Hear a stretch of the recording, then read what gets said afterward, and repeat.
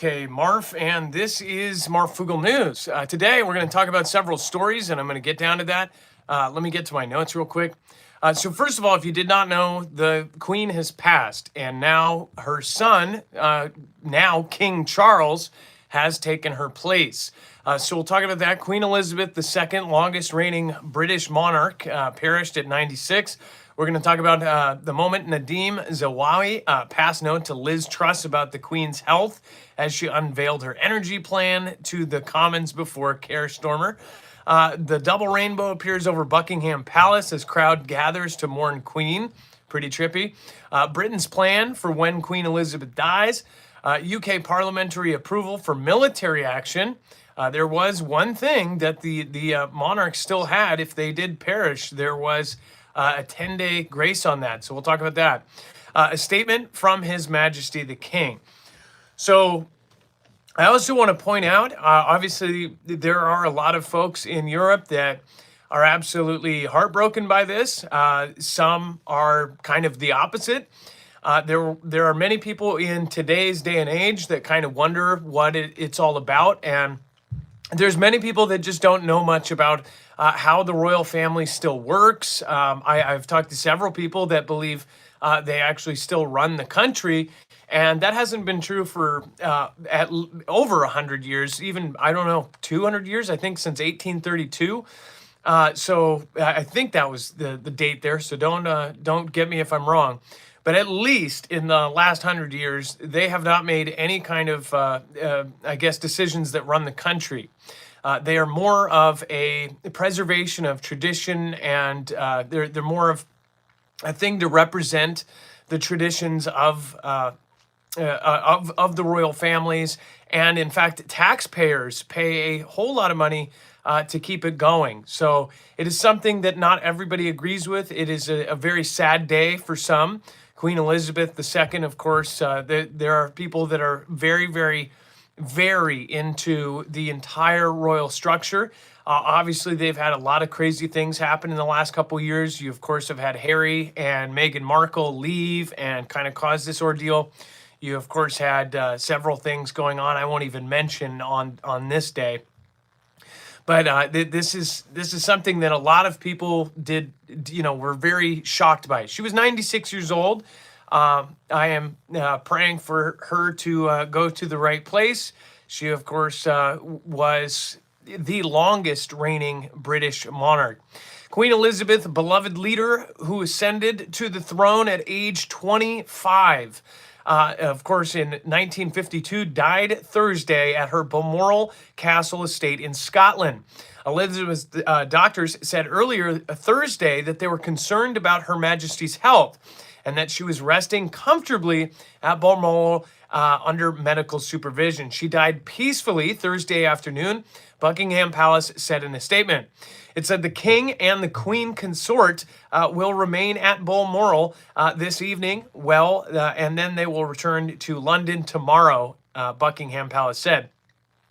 It said the royal was preceded in death by her husband, Prince Philip, who spent more than 7 decades supporting the Queen, the Duke of Edinburgh. Britain's longest-serving consort died April 2021 at age 99. Of course, you saw the images. That was another thing that happened just last year that kind of dragged them through a lot of internet stuff. Elizabeth and Philip were married more than 70 years and had 4 children: Prince Charles, Prince Anne, Prince Andrew, and Prince Edward. Of course, now Prince Charles has taken the reins. The second that she perished, he became the king. A lot of people are questioning if he is going to be the king for long, or if he is going to actually pass on the reins to William. And I believe Harry is out of the. I think now Harry is like way down the line. I forget what they said about Harry, but obviously William is first in line after that. And it says, the moment Nadine Zahawi passed note to Liz Truss, it says Speaker Lindsay Hoyle interrupted debate in the Commons to inform members of Parliament of news about the Queen's health. Before the Chancellor of the Duchy of Lancaster, Nadine Zahawi, was seen briefing the Prime Minister on the front bench. Ms. Truss said the whole country will be deeply concerned by the news from Buckingham Palace this lunchtime, adding, "My thoughts and the thoughts of the people across our United Kingdom are with Her Majesty, the Queen, and her family at this time." And this is pretty trippy. A lot of people caught this. A double rainbow appeared over Buckingham Palace as a crowd gathers to mourn the Queen. Members of the public outside the palace gates turned around to take pictures of the rainbow that appeared after a heavy downpour. And then, of course, Britain's plan for when Queen Elizabeth dies. Here's some trippy stuff. Operation London Bridge. The documents show an extraordinary level of action required by all arms of the British state, including a vast security operation to manage unprecedented crowds and travel chaos that could see, in the words of one official memo, London become full for the first time ever. They reveal plans for the Prime Minister and his cabinet to meet the Queen's coffin at St. Pancras Station and the new King Charles to embark on a tour of the UK in the days before the funeral. The details of the schedule for the 10 days between the Queen's death and her funeral range from the banal to the ridiculous. In one document, Downing Street raises concerns it would face a wave of public anger if it could not lower its flags to half-mast within 10 minutes of activation, and may have to rely on external contractors.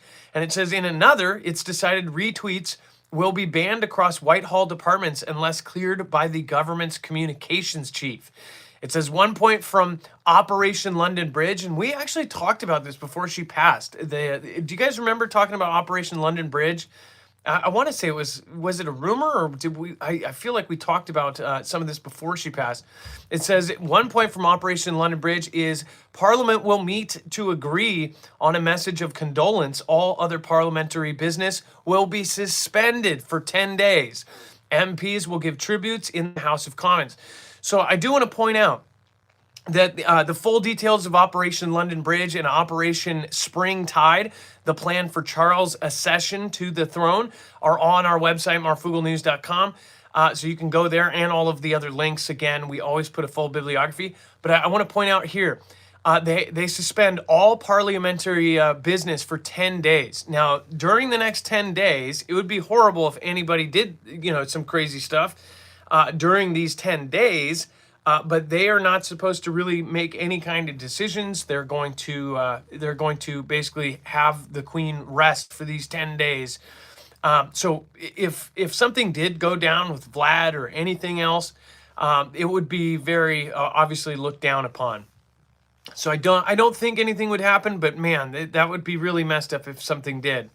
And then UK parliamentary approval for military action. This is another trip. The government, because remember, the king and the queen, they don't actually make any solid decisions, but there are still a few ties. They are more for appearances. They're more to keep up traditions. The people wanted to keep on this representation of the royal family and the kings and the queens because they started a parliament. They did that. And that is what actually decides what the government does. It says in 2011, the government of the United Kingdom acknowledged that a constitutional convention had developed whereby the House of Commons should have an opportunity to debate the matter before troops are committed. It said that it proposed to observe that convention except when there was an emergency and such action would not be appropriate. This is, again, an approval for military action. In the United Kingdom, the monarch is the head of the armed forces, and the decision to deploy the armed forces in situations of armed conflict is currently prerogative power. So constitutional convention requires that in the event of the commitment of the armed forces to military action, authorization is given to the Prime Minister on behalf of the Crown. Decisions on military action are taken within the cabinet with advice. And 3, the Defense Council has power of command over members of the armed forces. Parliamentary control over armed forces is primarily based on the needs of Act of Parliament, which govern enlistment and discipline to be annually renewed. This is the official rules here. Additionally, Acts of Parliament also affect the use of armed forces within the United Kingdom. So in the next what all that means is in the next 10 days, if there's no parliamentary action, that means there would not be any kind of approval for military action. So that is a big deal if something were to go down or if something did happen. And then here's a statement from His Majesty the King, a statement from His Majesty the King at the time of the Queen's death. The death of my beloved mother, Her Majesty the Queen, is a moment of the greatest sadness for me and all members of my family. We will mourn profoundly the passing of a cherished sovereign and a much-loved mother. I know her loss will be deeply felt throughout the country. I mean, there are people all around the world that actually, will be very distressed by this.